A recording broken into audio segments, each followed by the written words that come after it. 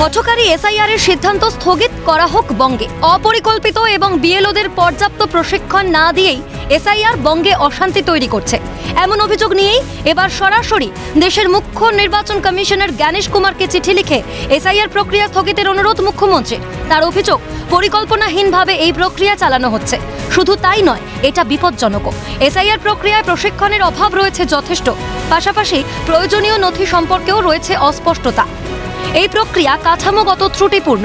যদিও রাজ্যে রমরমিয়ে চলা এসআইআর আবহে মুখ্যমন্ত্রীর এই পদক্ষেপের পর চর্চা বেড়েছে রাজ্য রাজনীতিতে।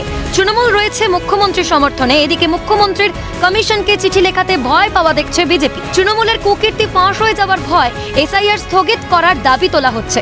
সুকান্ত মজুমদার এমনটা জানিয়ে মনে করিয়ে দেন, এসআইআর স্থগিত হলে ভোট হবে না, সরকারের মেয়াদ পার হয়ে গেলে রাজ্যে তবে রাজ্যপাল শাসন হবে জারি। তোপ সুকান্ত।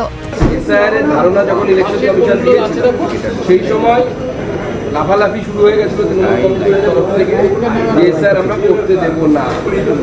তারপরে একের পর এক ঘটনা সবার সামনে এসেছে।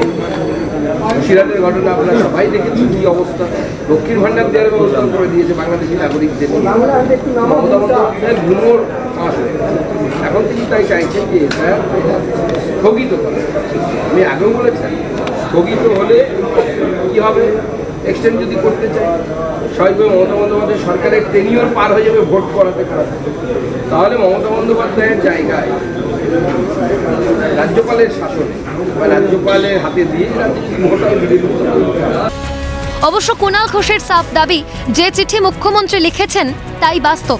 অদূরদর্শীভাবে, অপরিকল্পিতভাবে বিজেপি নির্বাচন কমিশনকে দিয়ে যেভাবে মানুষের উপর এসআইআর চাপিয়ে দিচ্ছে, তা কমিশনকে যমরাজের দপ্তরে পরিণত করছে। মুখ্য নির্বাচনী কমিশনারকে যে চিঠি লিখেছেন সেটাই বাস্তব। একটা ভয়ঙ্কর পরিস্থিতি নির্বাচন কমিশন তৈরি করেছে। একদিকে সাধারণ যারা নাগরিক তাদের উপর মানসিক চাপ এবং আত্মহত্যার ঘটনা বাড়ছে, অন্যদিকে বিএলওদের উপর যেভাবে চাপ তৈরি করা হচ্ছে, হুমকি দেওয়া হচ্ছে, গ্রেফতার করার কথা বলা হচ্ছে, তাতে বিএলওরাও অসুস্থ হয়ে পড়ছেন, সুইসাইড করছেন। একটা ভয়ঙ্কর পরিস্থিতি তৈরি হচ্ছে। নির্দেশে বিজেপিকে রাজনৈতিক সুবিধা পাইয়ে দেওয়ার জন্য মুখ্য নির্বাচন কমিশনার তিনি যে পদ্ধতিতে অদূরদর্শী হঠকারী সিদ্ধান্তে রাজনৈতিক পক্ষপাত দুষ্ট আচরণ করে যে পদ্ধতিতে এসআইআরটা অল্প সময়ের উপর চাপিয়ে দিতে চাইলেন, তাতে নির্বাচন কমিশনটা যমরাজের দপ্তরে পরিণত হয়েছে। বিজেপির আরও দাবি, হার নিশ্চিত জেনেই এসআইআর কে অপরিকল্পিত বলে দাগিয়ে দিচ্ছেন মমতা বন্দ্যোপাধ্যায়। শোনা গেল বিজেপির সাংসদের গলায়, হার একদম 200% এই কারণে এতদিন পরে মনে হলো এসআইআর পরিকল্পনাবিহীন হচ্ছে। এটা প্রথমে ভুলে গেলেন, আদালতে মামলা লড়ালেন, তার দলের লোক গিয়ে কেস করলো, তখন পরিকল্পনাবিহীন ছিল না। হঠাৎ করে মনে পড়লো যে পরিকল্পনাবিহীন হচ্ছে। তবে তৃণমূল শিবির মনে করিয়ে দেয়, মুখ্যমন্ত্রীর এই চিঠির গুরুত্ব অপরিসীম। এই কাজ সময় সাপেক্ষ, 1.5 মাসে তা হয় না। বিজেপির থেকে জবাব তলব তৃণমূলের রাজ্য সহ সভাপতির। রাজ্যের মুখ্যমন্ত্রী যে চিঠিটা দিয়েছেন তার গুরুত্ব অপরিসীম।